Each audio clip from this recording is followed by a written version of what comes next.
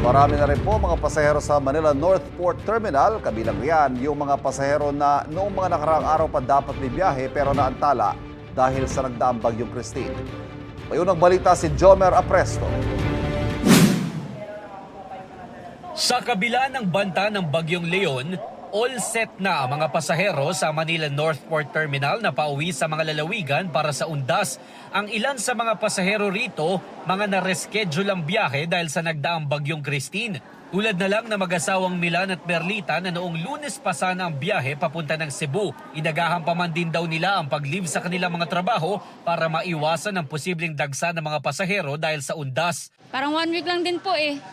Nabawasan dahil po na cancel po yung biyahe po ng barko.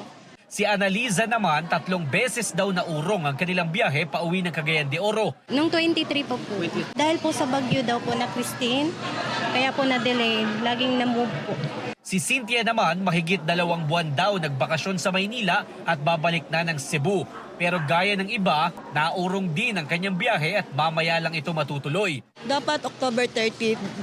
Dahil sa bagyo daw, nag-move ng October 31. Sabi ng mga tauhan ng Manila North Port Terminal, maaga naman dumating ang barko papunta ng Cebu at Cagayan de Oro, kaya agad ding pinapasok ang mga pasahero sa departure area. Habang ang ilan naman ay pinili munang matulog sa mga upuan na nasa loob ng terminal.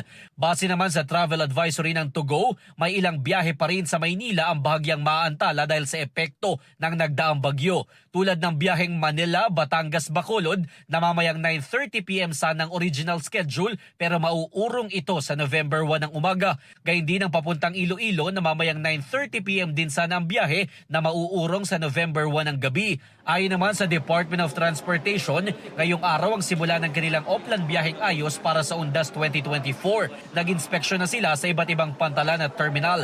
Nakabantay rin ang mga tauhan ng Philippine National Police.